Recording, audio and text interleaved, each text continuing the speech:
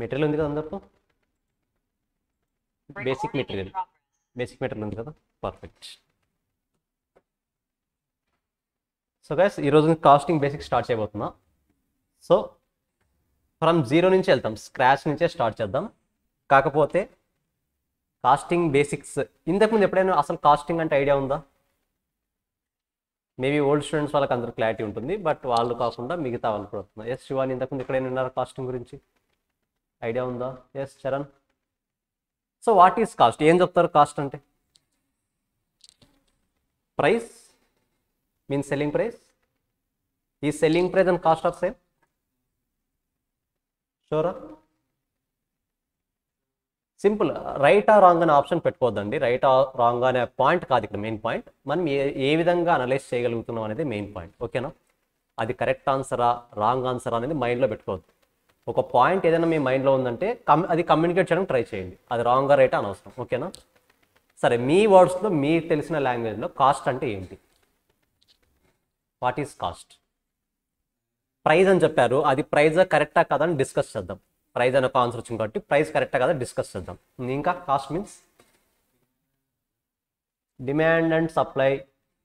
Perfect. Yes, ఇంకా discuss ఆ points అన్ని నేను డిస్కస్ చేస్తాను ఎలా అన్నది. ఎస్, ఇంకా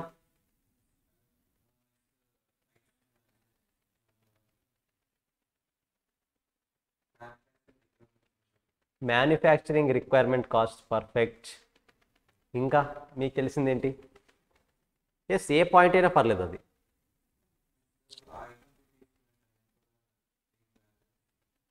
ఐటమ్కి తీసుకునే టైమా కాస్టా? టైం. Okay, perfect. ఇంకా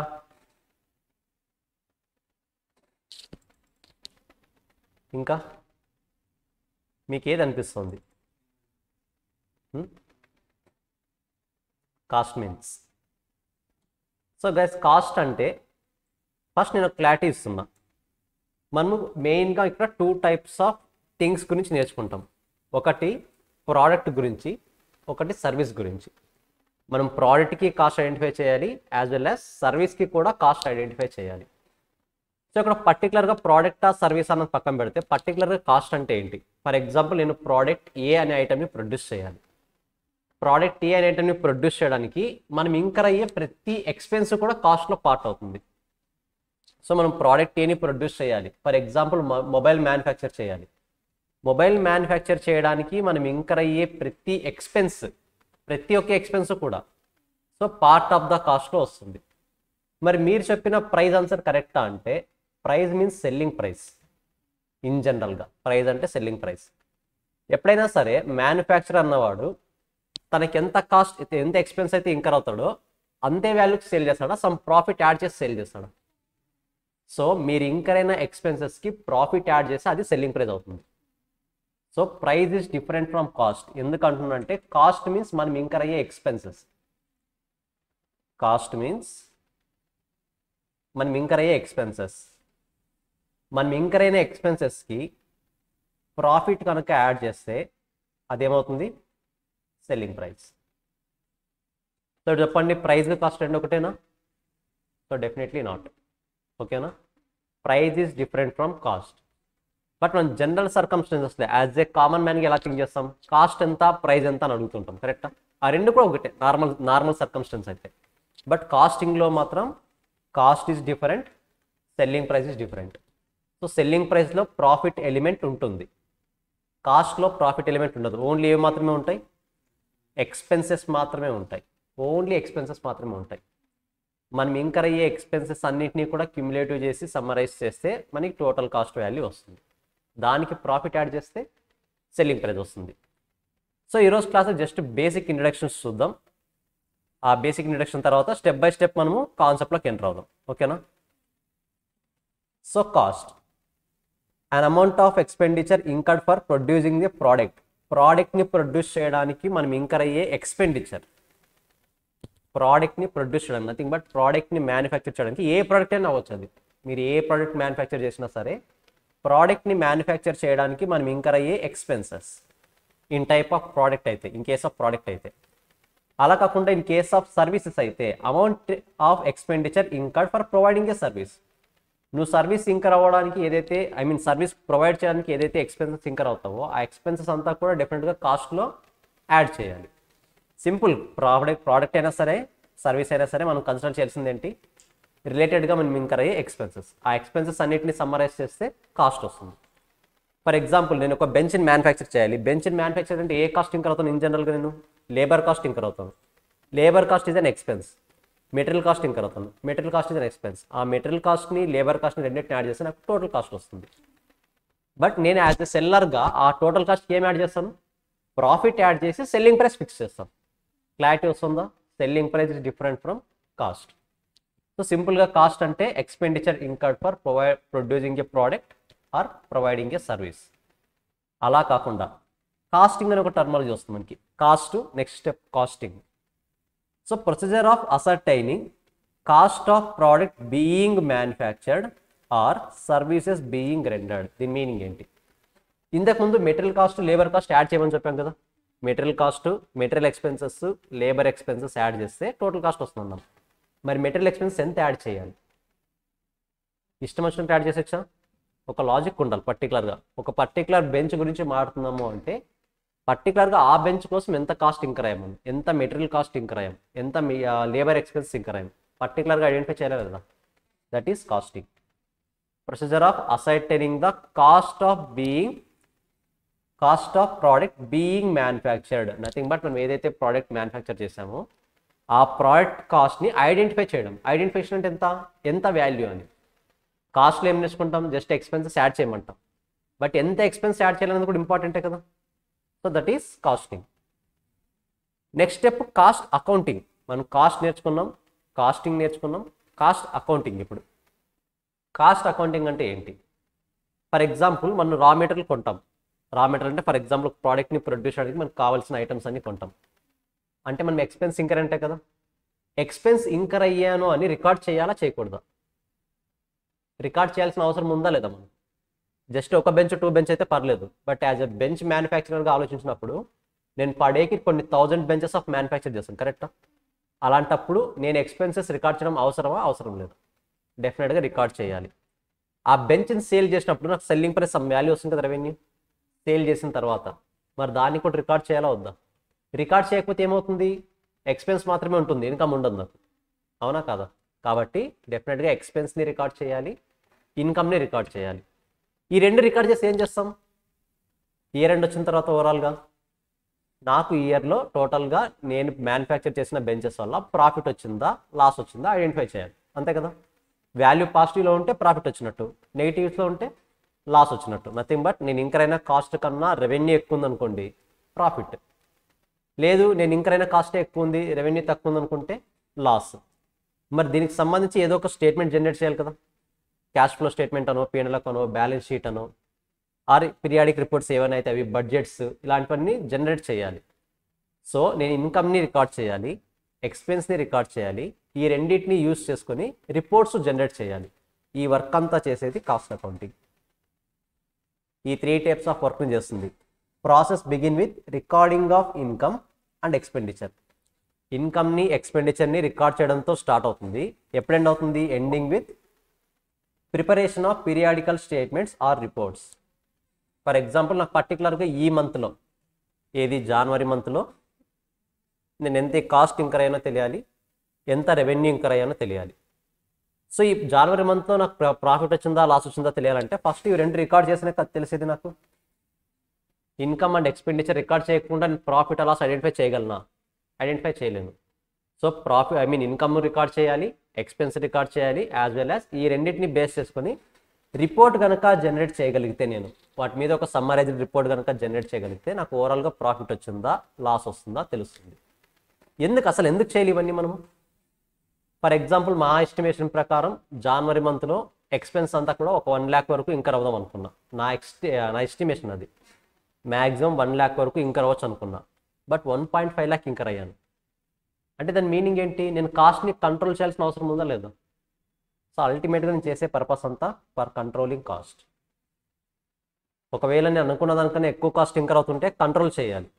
లేదు లాసెస్ వస్తున్నాయి అనుకుంటే ఎక్కడ కంట్రోల్ చేయాలి? కాస్ట్ను తగ్గించాలా, రెవెన్యూని ఇంక్రీజ్ చేయాలా? డిసిషన్ తీసుకోగలగాలి నేను. సో అల్టిమేట్గా మనం కాస్ట్ ఫాలో అయినా, కాస్టింగ్ ఫాలో అయినా, కాస్ట్ అకౌంటింగ్ ఫాలో అయినా అల్టిమేట్ పర్పస్ ఏంటి మనకు? For controlling cost. మన నార్మల్గా యాజ్ ఏ సీఎం పర్టికులర్గా సిఎంఏ, సిఏ, యుఎస్ఎం ఈ professional course, commerce related professional course ఏవైతే ఉన్నాయో, మన ఏ డిపార్ట్మెంట్లో వెళ్ళినా మనకు ఒక గోల్ ఉంటుంది. ఆ గోల్ ఏంటి అంటే ఎయిదర్ రెవెన్యూనైనా ఇంక్రీజ్ చేయండి ఆర్ కాస్ట్ అయినా రెడ్యూస్ చేయండి. మనం పర్టికులర్గా కాస్టింగ్ కాన్సెప్ట్లో నేర్చుకునేది ఏంటంటే రెవెన్యూ ఎలా ఇంక్రీజ్ చేయాలని కాదు, కాస్ట్ని ఎలా రెడ్యూస్ చేయాలన్నది. That is the main goal. So for controlling cost. ఓవరాల్గా కాస్ట్ అకౌంటింగ్ ఎందుకు యూస్ చేస్తామంటే ఇన్కమ్ని రికార్డ్ చేయడానికి, ఎక్స్పెన్స్ని రికార్డ్ చేయడానికి, ఈ రెండింటిని బేస్ చేసుకుని ఒక రిపోర్ట్ని ప్రొడ్యూస్ చేయడానికి. అసలు ఇదంతా ఎందుకు అంటే ఫర్ కంట్రోలింగ్ కాస్ట్. ఓకేనా? Just definitions examination point of view అంత ఇంపార్టెంట్ అయితే కాదు, జస్ట్ ఒకసారి చదవండి. బికాస్ మనం జీరో నుంచి నేర్చుకుంటాం కాబట్టి ప్రతి పాయింట్ క్లియర్గా నేర్చుకుందాం. ఓకేనా? Just revise once.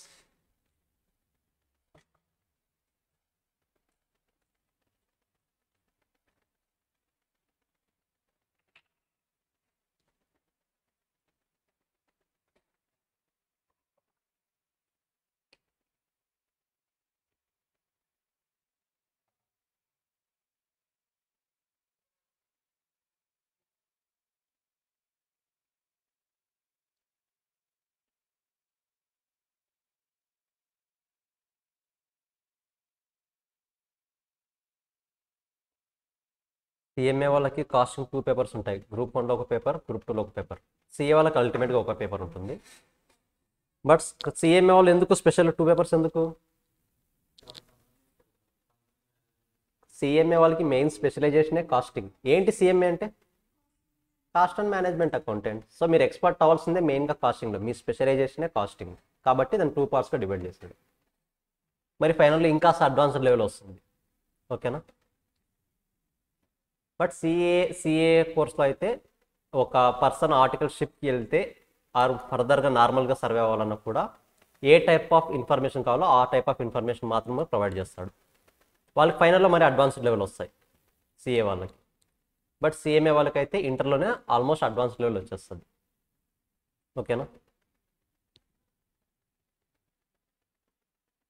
ఏ చాప్టర్స్ ఉంటుంది? చాలా ఉంటాయి డెఫినెట్గా సిఎంఏలో ఎక్స్ట్రాగా. డిఫరెంట్ కాన్సెప్ట్స్ వస్తాయి సిఎంఏలో ఎక్స్ట్రాగా. సో డోంట్ వరీ, మీరు సబ్జెక్ట్స్ ఇంకా మెయిన్గా మనం ఎంటర్ అయిన తర్వాతే క్లారిటీ వస్తుంది. ఓకేనా? ఇంకా అసలు కాస్టింగ్ అనే కాన్సెప్ట్ ఐడియా లేకుండా టాపిక్స్ నేను చెప్పడం కూడా కరెక్ట్ కాదు. కరెక్టా? So don't worry, one of the most scoring subject ఇది. బట్ ఓపెన్గా మాట్లాడుకో కాస్త కాంప్లెక్సిటీ ఎక్కువ ఉన్న కాన్సెప్ట్ కూడా ఇదే costing compare to other topics. But కాస్త గట్టిగా మీరు కాన్సెప్ట్ని అనలైజ్ చేయగలిగితే మోస్ట్ స్కోరింగ్ సబ్జెక్ట్ ఇది. ఓకేనా?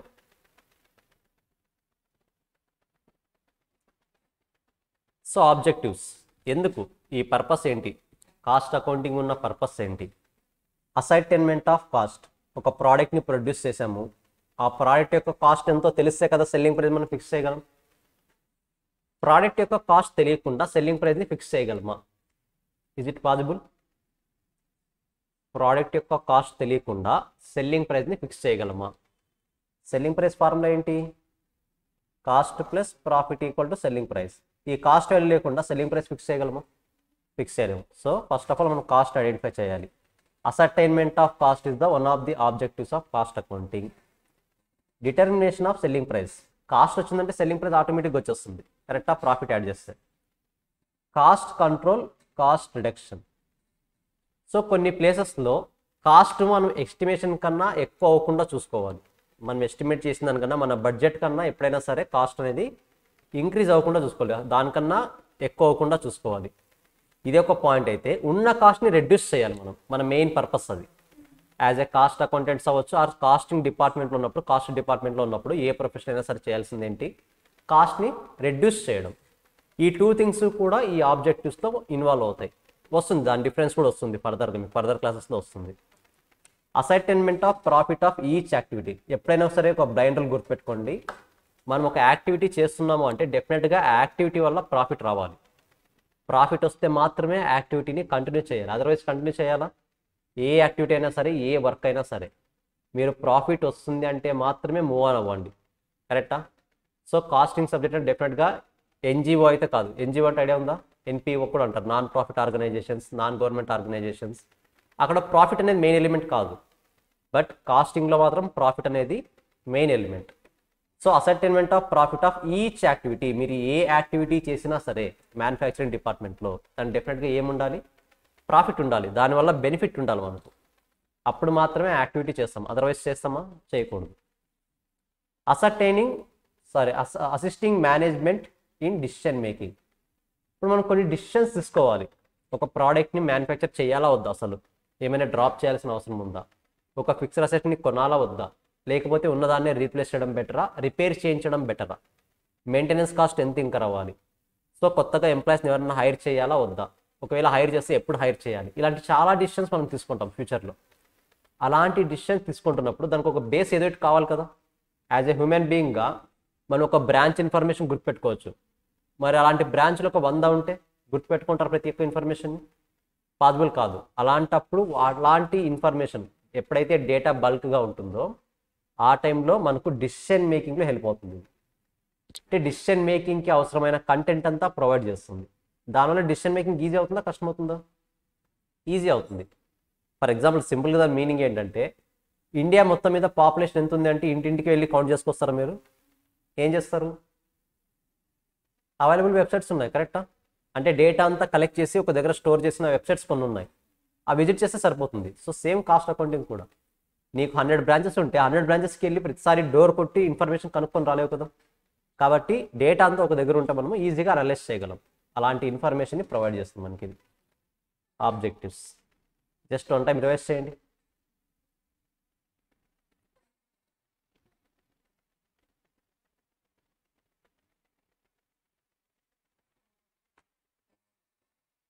ట్రస్ట్ మీ, చాలామంది కాస్టింగ్ అంటే ఆ సబ్జెక్ట్ వద్దురా బాబు అంటారు, బట్ చాలామంది ఒక 50% అలా ఉంటే ఎగ్జాక్ట్ ఆపోజిట్ ఇంకో 50 మెంబర్స్ కాస్టింగ్ ఇంత ఈజీనా అనే వాళ్ళు కూడా ఉన్నారు.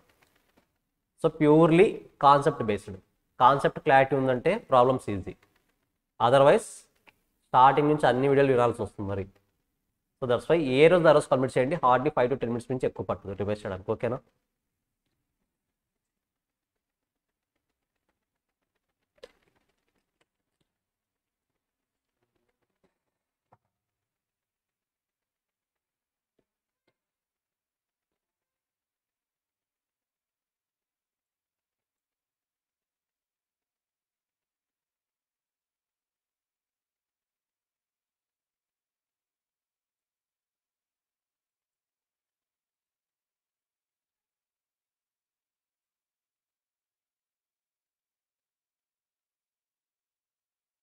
So next advantages. Almost objectives advantages సేమ్గానే ఉంటాయి. చూద్దాం ఒకసారి. ఇక్కడ ఆబ్జెక్టివ్ ఏంటి? అసర్టైన్మెంట్ ఆఫ్ కాస్ట్, కరెక్టా? That is the advantage. Cost determination, కాస్ట్ని డిటర్మైన్ చేయడానికి యూజ్ అవుతుంది. ఆబ్జెక్టివే అడ్వాంటేజెస్ అవుతాయి. హెల్పింగ్ ఇన్ కాస్ట్ రిడక్షన్, పైన కూడా సేమ్ పాయింట్ చెప్పుకున్నాం కదా, కాస్ట్ రిడక్షన్ ఎలా చేయాలనే పాయింట్స్ హెల్ప్ చేస్తుంది. ప్రోడక్ట్ ప్రాఫిటబిలిటీ అనాలిసిస్, ఒక ప్రోడక్ట్ని ప్రొడ్యూస్ చేస్తున్నామంటే అందులో ప్రాఫిట్ ఉంటే మాత్రమే ప్రొడ్యూస్ చేస్తాం, అదర్వైజ్ ప్రొడ్యూస్ చేస్తామా? ప్రాఫిటబిలిటీ ఉందో లేదో చెప్తుంది. పైన యాక్టివిటీ అన్నాం, ఇక్కడ ప్రోడక్ట్ అంటున్నాం, అంతే డిఫరెన్స్, మొత్తం సేమే. Determination of selling price already పైన కవర్ అయింది కదా, same point. Cost control and variance analysis, మీకు వేరియన్స్ అనాలిసిస్ అనే సపరేట్ కాన్సెప్ట్ ఉంది. సింపుల్ చెప్పాలంటే స్టాండర్డ్ కాస్టింగ్ అనే కాన్సెప్ట్ ఉంటుంది, అక్కడ ఈ పాయింట్ క్లారిటీ వస్తుంది ఇంకా మీకు, ఓకేనా? కాస్ట్ కంట్రోల్ చేయడానికి ప్లస్ ఆ వేరియన్స్ అనాలిసిస్, ఆ డీవియేషన్స్ ఎందుకు వచ్చాయన్నది ఐడెంటిఫై చేయడానికి కూడా ఇది యూజ్ అవుతుంది. సో యాజ్ ఆఫ్ నో ఇది ఎగ్జామినేషన్ పాయింట్ ఆఫ్ వ్యూ ఇంపార్టెంటా అంటే, ఈ థియరీ పాయింట్స్ కొన్నిసార్లు మనకు 4 మార్క్స్ క్వశ్చన్స్ అడుగుతూ ఉంటాడు. సో నేను థియరీ ఎలాగో సపరేట్గా డిస్కస్ చేస్తాను, so no need to worry about that. So as of now మరీ థియరీగా కాకుండా జస్ట్ అట్లీస్ట్ ఒక కాన్సెప్ట్ గురించి ఐడియా రావడానికి ఏదైతే కంటెంట్ అవసరమో ఆ కంటెంట్ మాత్రం నేను చెప్తున్నా, ఓకేనా? బట్ థియరీలో ఇంకా ఇన్డెప్త్గా డిస్కస్ చేస్తాం దీన్ని. జస్ట్ ఇవి కూడా జస్ట్ పైన ఉన్న పాయింట్స్ అవి. Cost determination, helping in cost reduction, profitability, selling price, variance and cost control analysis, just పైన ఉన్న పాయింట్స్ అవి ఆల్మోస్ట్.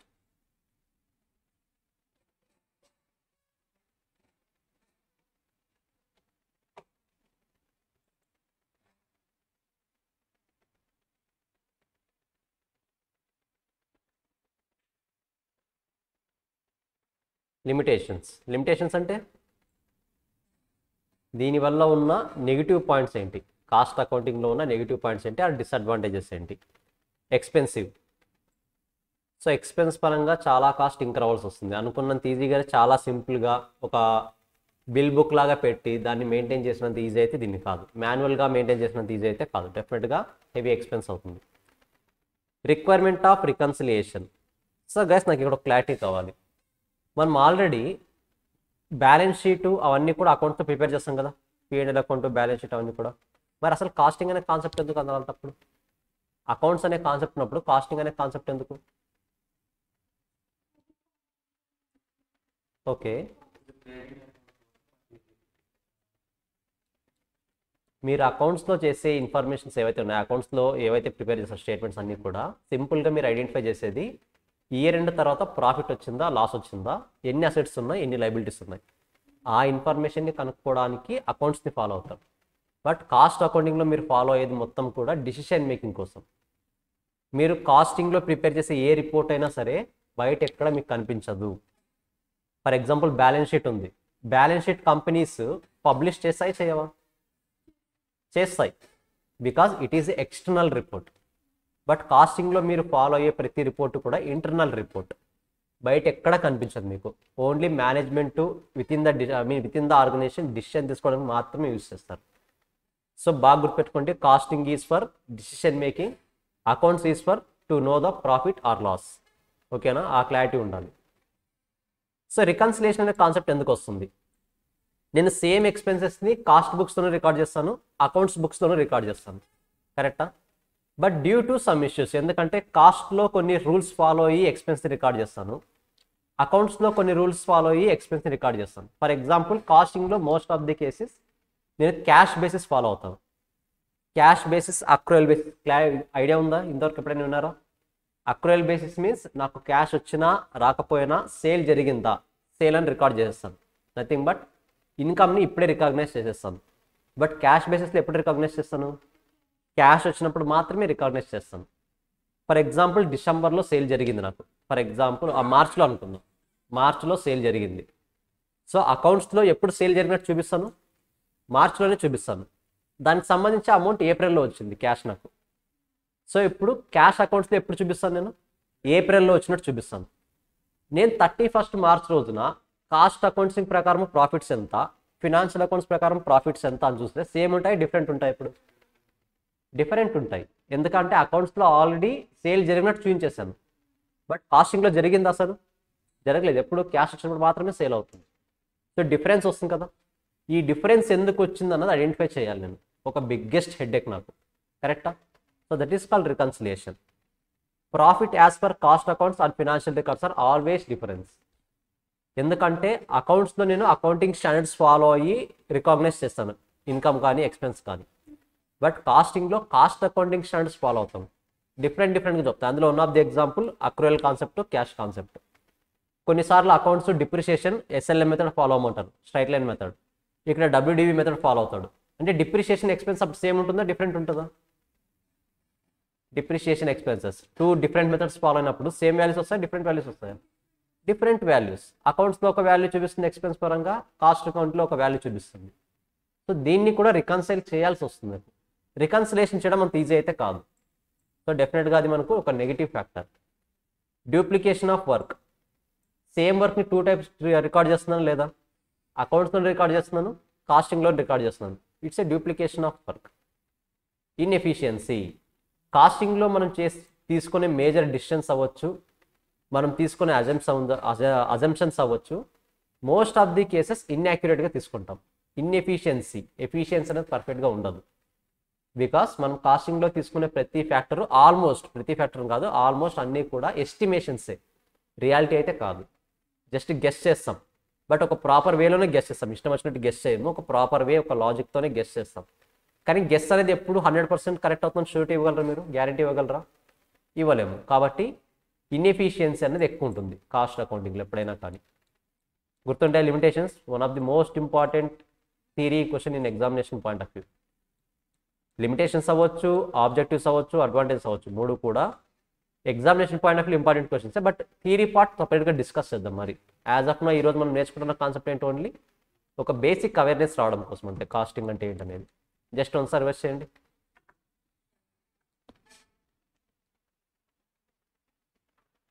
గైస్ స్పీడ్ అనిపిస్తే ముందే చెప్పండి, మీరు అలాంటి భయాలు పెట్టుకోవాల్సిన అవసరం లేదు. స్పీడ్ అయింది, కన్ఫ్యూజ్ అవుతున్నాను, స్లో అయింది, అలాంటి భయపడాల్సిన అవసరం లేదు. మీకు ఏ పాయింట్ చెప్పాలనుకుంటే ఆ పాయింట్ చెప్పొచ్చు. ఓకేనా?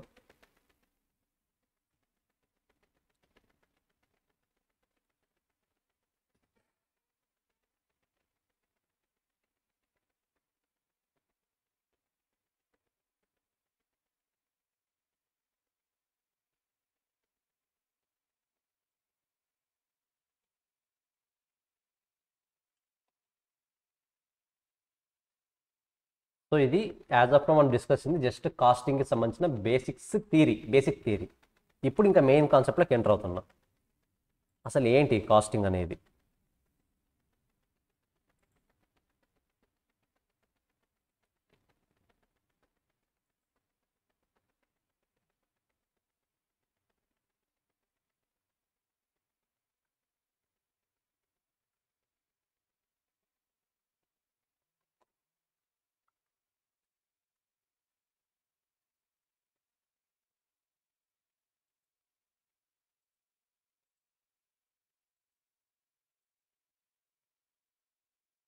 ప్లస్ నేను ప్రోడక్ట్ ఎక్స్ని ప్రొడ్యూస్ చేయాలి. ప్రోడక్ట్ ఎక్స్ అనే ప్రోడక్ట్ని నేను ప్రొడ్యూస్ చేయాలి.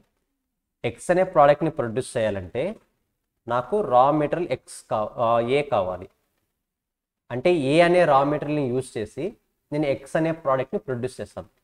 Raw material is nothing but మనకు కావాల్సిన బేసిక్ ఇన్పుట్స్ ఏవైనా అవ్వచ్చు. ఒక ప్రోడక్ట్ని ప్రొడ్యూస్ చేయడానికి నాకు కావాల్సిన బేసిక్ ఇన్పుట్స్. నేను 1 యూనిట్ ఆఫ్ ఎక్స్ ప్రొడ్యూస్ చేయాలి అంటే 1 యూనిట్ ఆఫ్ ఏ యూజ్ చేస్తాను. 1 యూనిట్ ఆఫ్ ఏ ప్రొడ్యూస్ చేయాలి, 1 యూనిట్ ఆఫ్ ఎక్స్ ప్రొడ్యూస్ చేయాలంటే 1 యూనిట్ ఆఫ్ ఏ యూజ్ చేస్తాను నేను. ఓకేనా? మార్కెట్లో ఏ 1 kg వచ్చేసి అంటే కేజీ, మన నార్మల్గా రా మెటీరియల్స్ని కేజీస్తో చెప్తాము, ఫినిష్డ్ గుడ్స్ని యూనిట్స్తో చెప్తాం. ఓకేనా? 1 kg of A equal to 1 rupee అనుకుందాం. ఓకేనా? 1 kg of A equal to 1 rupee. ఇక్కడ ఏం నేర్చుకోబోతున్నాము అంటే, ఫర్ ఎగ్జాంపుల్ నేను ఒకవేళ ఇదంతా ప్రోడక్ట్ ఎక్స్ని ఒక ఫ్యాక్టరీలో ప్రొడ్యూస్ చేస్తున్నా. ఈ ఫ్యాక్టరీ రెంట్ వచ్చేసి ఒక 10,000 అనుకుందాం. జస్ట్ ఒక అజంప్షన్ తీసుకోండి, 10,000 ఇస్ ద రెంట్. ఓకేనా? ఇప్పుడు ఫర్ ఎగ్జాంపుల్ జనవరి మంత్ అనుకుందాం. జనవరి మంత్ నేను 100 యూనిట్స్ ఆఫ్ ఎక్స్ ప్రొడ్యూస్ చేశాను.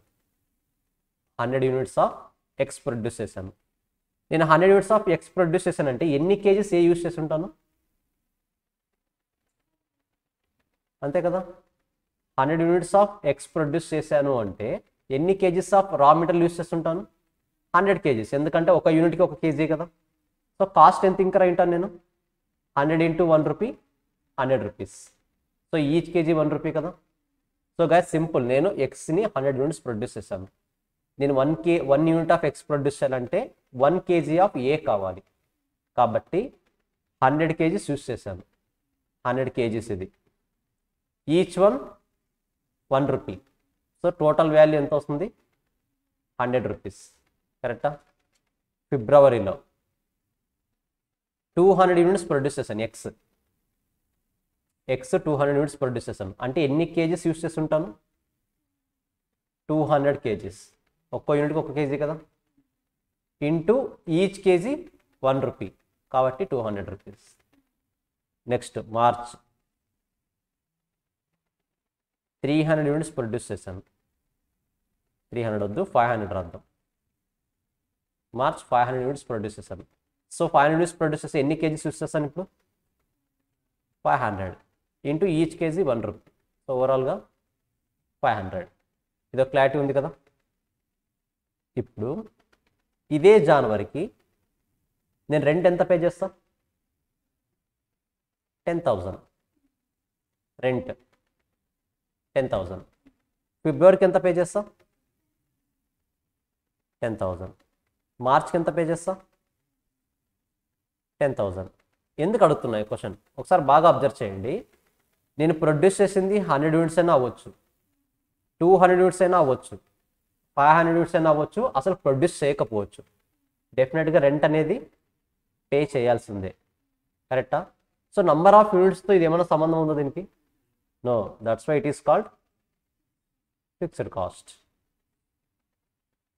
ఇప్పుడు మీకు ఫిక్స్డ్ కాస్ట్, వేరియబుల్ కాస్ట్ అనే టర్మ్ అది ఇంట్రడ్యూస్ చేస్తున్నా. ఫిక్స్డ్ కాస్ట్ అని ఎప్పుడు అంటాం? నంబర్ ఆఫ్ యూనిట్స్ నువ్వు 100 ప్రొడ్యూస్ చేసినా, 200 ప్రొడ్యూస్ చేసినా, 300 ప్రొడ్యూస్ చేసినా, అసలు ప్రొడ్యూస్ చేయకపోయినా డెఫినెట్గా రెంట్ అనేది ఫిక్స్డ్ అమౌంట్గా నువ్వు పే చేయాలి. That is called fixed cost. So cost which is payable irrespective of quantity produced. మనం ఎన్ని యూనిట్స్ ప్రొడ్యూస్ చేసామో అన్న పాయింట్తో సంబంధం లేకుండా డెఫినెట్గా ఫిక్స్డ్ అమౌంట్గా పే చేయాలి. That is in our case 10,000. That is called fixed cost.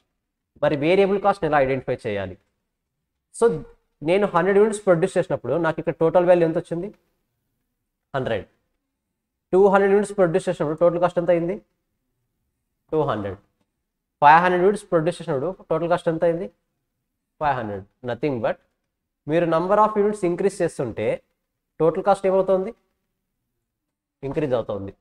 So ఇది నంబర్ ఆఫ్ యూనిట్స్ని బేస్ చేసుకొని చేంజ్ అవుతుందా, లేదా వేరే ఫ్యాక్టర్ ఏమైనా బేస్ చేసుకొని చేంజ్ అవుతుందా? Number of units. So number of యూనిట్స్ని బేస్ చేసుకొని చేంజ్ అయ్యే ఫ్యాక్టర్ ఏదైనా సరే, చేంజ్ అయ్యే కాస్ట్ ఏదైనా సరే, it is called variable cost. Clarity వస్తుంది రెండింటికి? ఫిక్స్డ్ కాస్ట్తో నంబర్ ఆఫ్ యూనిట్కి సంబంధం లేదు. మీరు నంబర్ ఆఫ్ యూనిట్స్ ఎన్ని ప్రొడ్యూస్ చేసినా చేయకపోయినా ఫిక్స్డ్ కాస్ట్ అనేది ఎప్పుడు 10,000 ఫిక్స్డ్. అది ఎవ్రీ మంత్ ఫిక్స్ పే చేయాలి. బట్ వేరియబుల్ కాస్ట్ ఉన్నది మీరు ప్రొడ్యూస్ చేసే ప్రోడక్ట్ని బేస్ చేసుకొని చేంజ్ అవుతూ ఉంటుంది. మీరు 100 ప్రొడ్యూస్ చేసినప్పుడు 100 రూపీస్ అయింది, 200 ప్రొడ్యూస్ చేస్తే 200 అయింది అంటే అది కూడా ఇంక్రీజ్ అయింది. నంబర్ ఆఫ్ యూనిట్స్ని ఇంక్రీజ్ చేస్తే. నంబర్ ఆఫ్ యూనిట్స్ని డిక్రీజ్ చేస్తే అది కూడా డిక్రీజ్ అవుతుంది.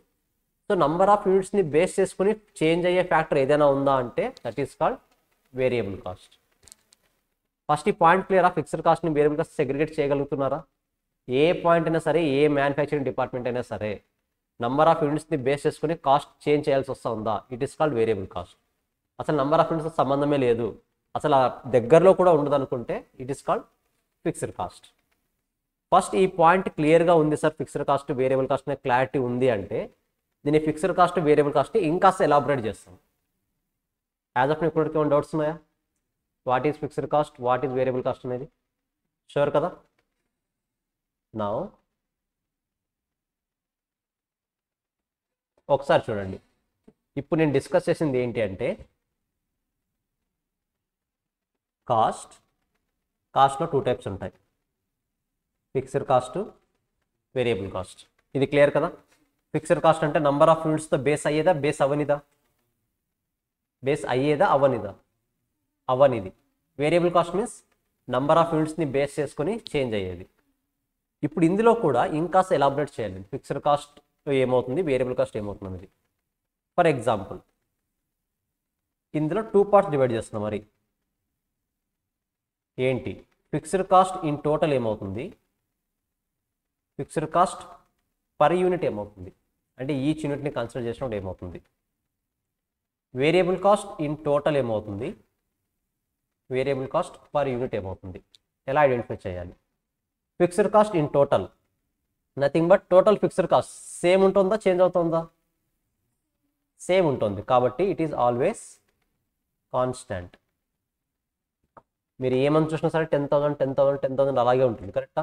కాబట్టి it is always constant. Next చూడండి, నేను ఫర్ ఎగ్జాంపుల్ జనవరిలో అయినా సరే, ఫిబ్రవరిలో అయినా సరే, మార్చ్లో అయినా సరే నాకు ఈ 1 రూపీ వాల్యూ చేంజ్ అవుతుందా?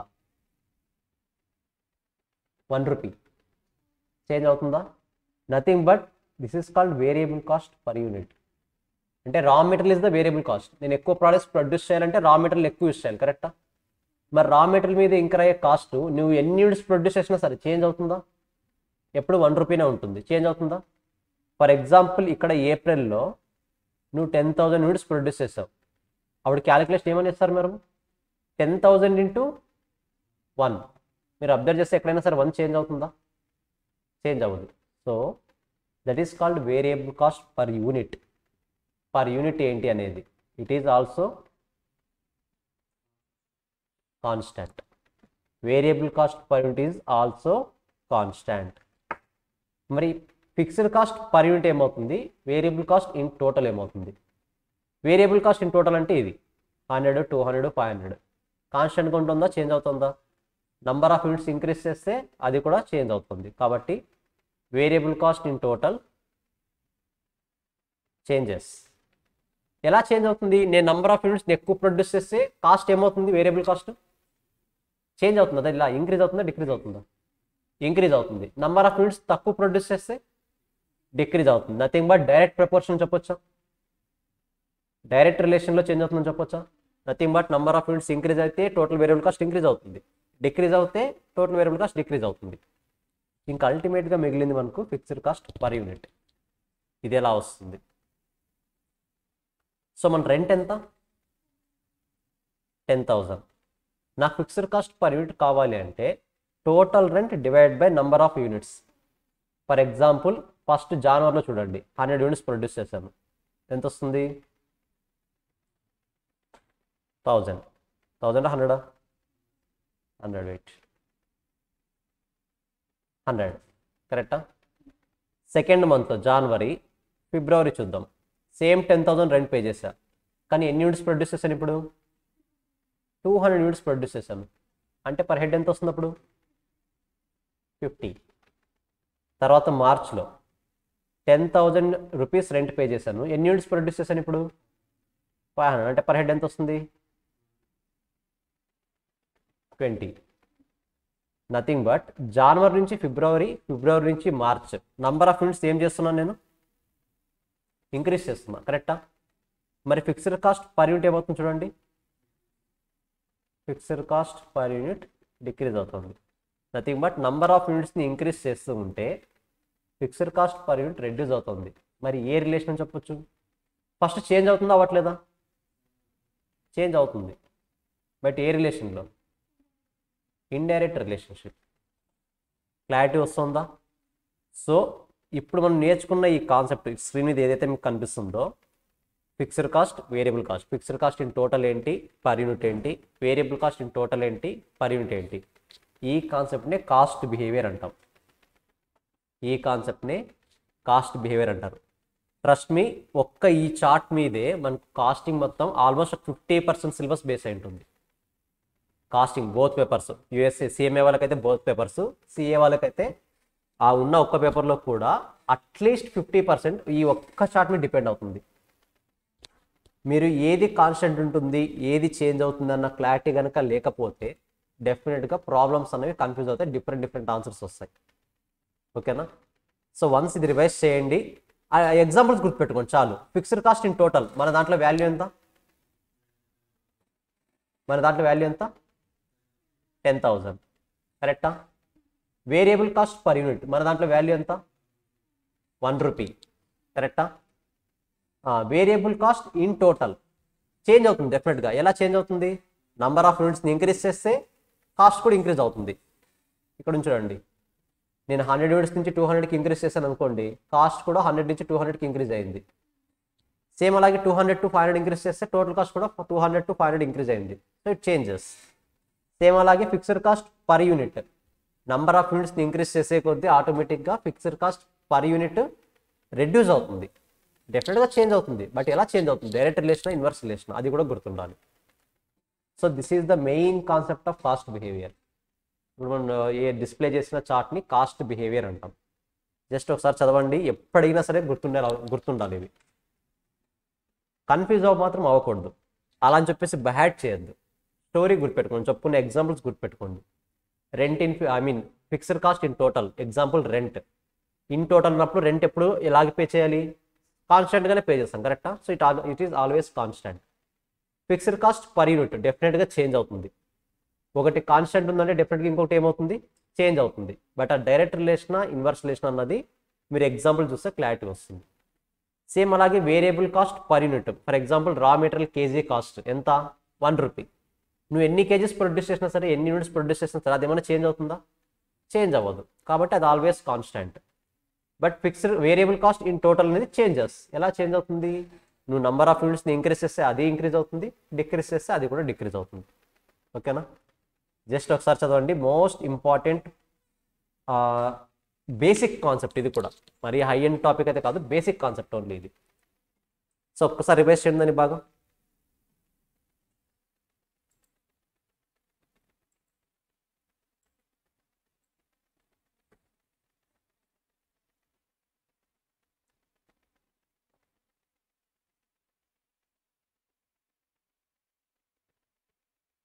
గాయత్రి కాస్టింగ్ బేసిక్స్ కూడా వింటున్నారా?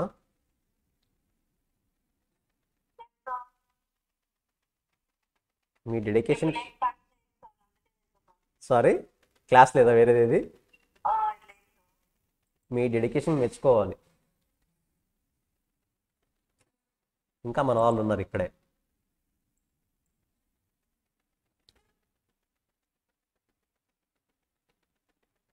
హర్షిత రిటర్న్ ఎప్పుడు అన్నారు?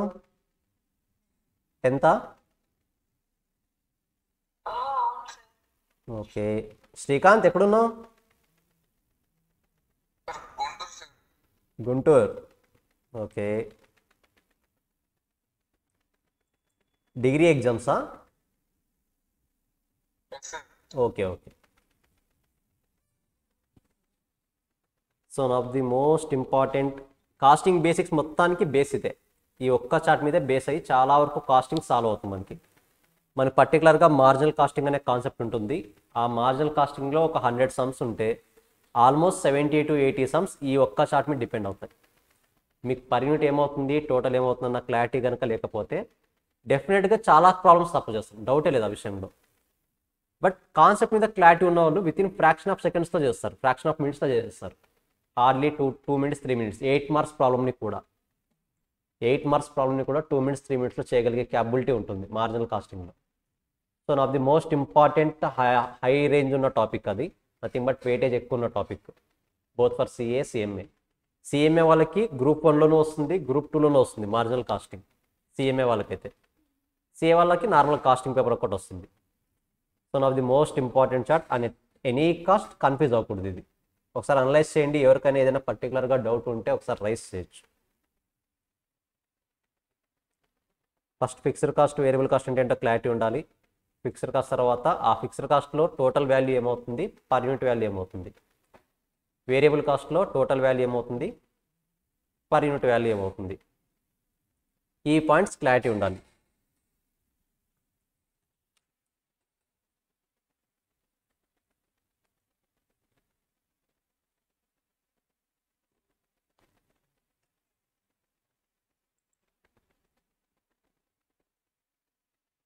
So cost, fixed cost, variable cost. Fixed cost అంటే ఏంటి? It remains constant in total regardless of change in activity. ఇక్కడ activity means number of units. Regardless of change in activity within the relevant range. Guys within the relevant రేంజ్కి ఒక separate story ఉంది. ఆ story ఇప్పుడైతే discuss చేయట్లేదు, next క్లాస్లో discuss చేద్దాం. అసలు ఆ రిలవెంట్ రేంజ్ అంటే ఏంటి అన్నది నెక్స్ట్ క్లాస్లో కంటిన్యూ చేద్దాం. But as of now relevant range అనే వర్డ్ కాకుండా ఏది గుర్తుపెట్టుకుంటారు? It will remains constant in total and changes per unit. ఓకేనా? ఈ ఫిక్స్డ్ కాస్ట్లో కొన్ని టైప్స్ ఉంటాయి. ఫిక్స్డ్ కాస్ట్లో కూడా కొన్ని టైప్స్ ఉంటాయి. కమిటెడ్ కాస్ట్ అంటారు అండ్ డిస్క్రిషనరీ కాస్ట్ అంటాం. Committed cost, discretionary cost. For example committed cost అంటే ఏంటి? నేను ఇప్పుడు ఇంతకుముందు 10,000 రెంట్ అని చెప్పాను కదా, ఇప్పుడు నెక్స్ట్ మంత్ నేను దీన్ని ఏమైనా అవాయిడ్ చేయగలనా? చేయొచ్చా, చేయలేనా?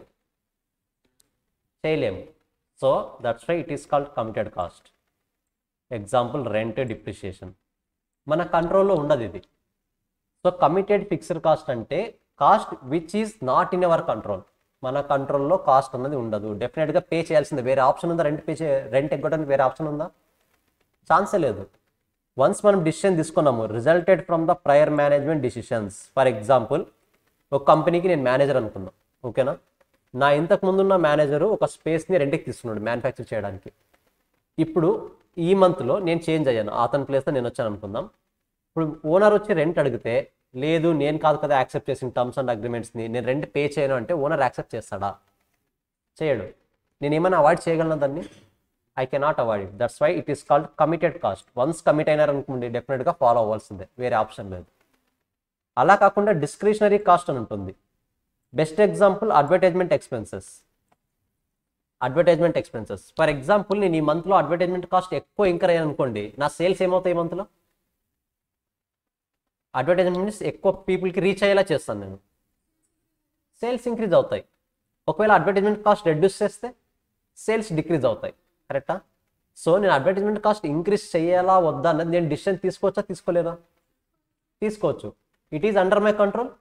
Do you accept? Then it is called discretionary cost. Managed cost, we can manage it. Budgeted cost, budgeted అంటే ఇక్కడ మన విత్ ఇన్ ద బడ్జెట్లో ఉందా లేదా రేంజ్, విత్ ఇన్ ద బడ్జెట్లో మనం కంట్రోల్ చేయగలమా లేదా, ఐ కెన్ డిసైడ్. సేమ్ అలాగే salaries to administration staff. Salaries అంటే ఏంటి? ఫర్ ఎగ్జాంపుల్ ఇప్పుడు నా దగ్గర అమౌంట్ లేదనుకుందాం, ఫ్యూచర్లో ఎక్కువ మందిని హైర్ చేస్తానా తక్కువ మందిని హైర్ చేస్తానా, అమౌంట్ నా దగ్గర లేనప్పుడు తక్కువ మందిని చేస్తాను. అంటే నేను కంట్రోల్ చేయగలనా లేదా? శాలరీస్ అనేది ఎక్కువ పే చేయాలా తక్కువ పే చేయాలని నేను కంట్రోల్ చేయగలనా లేదా? చేయగలను. That is called discretionary cost. అంతేగాని నా దగ్గర అమౌంట్ తక్కువ ఉందని చెప్పేసి రెంట్ తక్కువ పే చేస్తానంటే ఓనర్ యాక్సెప్ట్ చేస్తాడా? నా దగ్గర అమౌంట్ తక్కువ ఉందని చెప్పేసి రెంట్ తక్కువ పే చేస్తానంటే ఓనర్ ఒప్పుకుంటాడా? ఒప్పుకోడు. నేను కంట్రోల్ చేయలేను.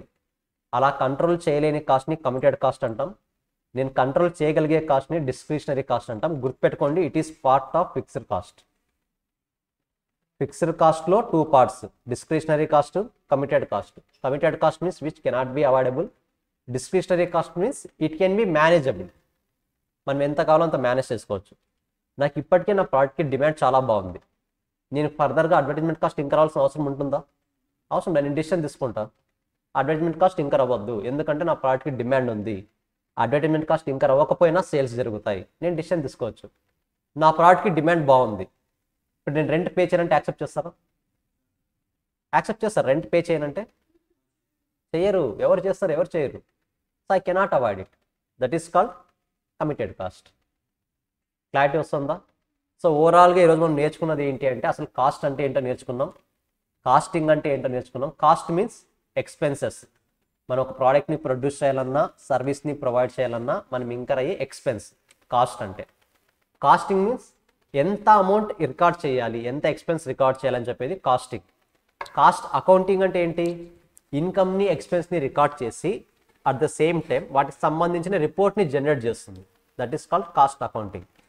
దాని తర్వాత వాటి వల్ల ఉన్న ఆబ్జెక్టివ్స్ చూసాము, అడ్వాంటేజెస్ చూసాము, డిసడ్వాంటేజెస్ చూసాము. కరెక్టా? దీని తర్వాత మనం మెయిన్గా డిస్కస్ చేసింది ఫిక్స్డ్ కాస్ట్ అంటే ఏంటి, వేరియబుల్ కాస్ట్ అంటే ఏంటి. నంబర్ ఆఫ్ యూనిట్స్ని బేస్ చేసుకొని చేంజ్ అయ్యే కాస్ట్ ఏది? నంబర్ ఆఫ్ యూనిట్స్ని బేస్ చేసుకొని చేంజ్ అయ్యే కాస్ట్ ఏది? Variable cost. నంబర్ ఆఫ్ యూనిట్స్తో సంబంధం లేకుండా పే చేసే కాస్ట్ ఫిక్స్డ్ కాస్ట్. మరి దీంట్లో కూడా కేటగరైజ్ చేసాం. ఫిక్స్డ్ కాస్ట్ పర్ యూనిట్ అయితే ఏమవుతుంది, టోటల్ అయితే ఏమవుతుంది. Fixed cost in total always constant. Fixed cost per unit changes. ఏ రిలేషన్లో? Indirect relation, inverse relation. Same అలాగే వేరియబుల్ కాస్ట్ ఇన్ టోటల్ ఏమవుతుంది? Changes. Variable cost in total changes. Variable cost per unit always constant. మన example ఎంత value? 1 rupee. Fixed cost in total is always constant. మన example ఎంత value? 10,000. ఆ 10,000 1 rupee values గుర్తుండాలి. 10,000 is related to fixed cost in total, 1 rupee is related to variable cost per unit. గుర్తుంటుందా? ఇంకా ultimate game నేర్చుకున్నాం. Fixed కాస్ట్ని 2 partsగా divide చేస్తాం. మరి ఏదేది? Committed cost, discretionary. Which can control. ఏవైతే మనం కంట్రోల్ చేయగలమో వాటిని డిస్క్రిషనరీ కాస్ట్ అంటాం. కంట్రోల్ చేయలేని కాస్ట్ని కమిటెడ్ కాస్ట్ అంటాం. Clear? This is all about fixed కాస్ట్లో segregations. So as of no concept అంతా క్లియర్. ఏమైనా డౌట్స్ ఉన్నాయి ఇక్కడ పర్టికులర్గా? నేను ఒక 1 minute వెయిట్ చేస్తాను. ఏమైనా పర్టికులర్గా డౌట్స్ ఉంటే ఒకసారి అడగండి, otherwise we can close the class. Only 3 items పక్కాగా చెప్తే మనం నేర్చుకున్నది. ఫిక్స్డ్ కాస్ట్ అంటే ఏంటి, వేరియబుల్ కాస్ట్ అంటే ఏంటి, ఫిక్స్డ్ కాస్ట్లో కేటగిరీస్ ఏంటి. ఓన్లీ 3 items నేర్చుకున్నాం ఈరోజు.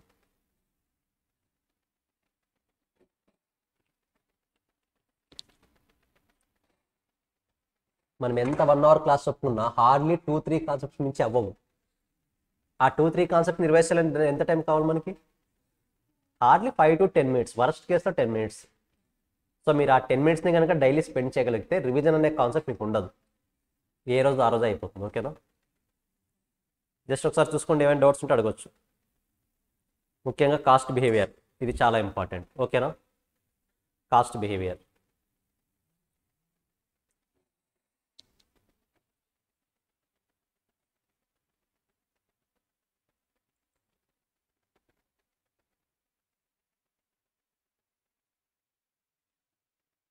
సో ఐ థింక్ ఆన్లైన్లో ఏం డౌట్స్ లేవా?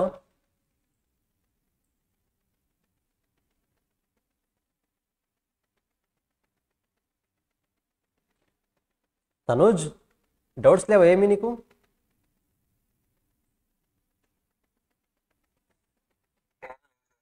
షూరా?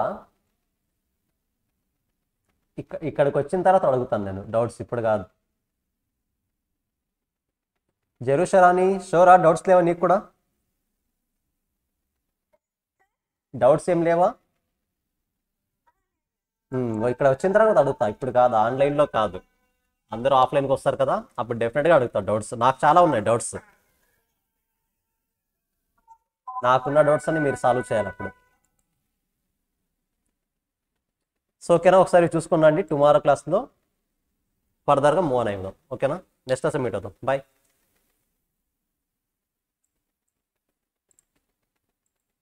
Recording stopped.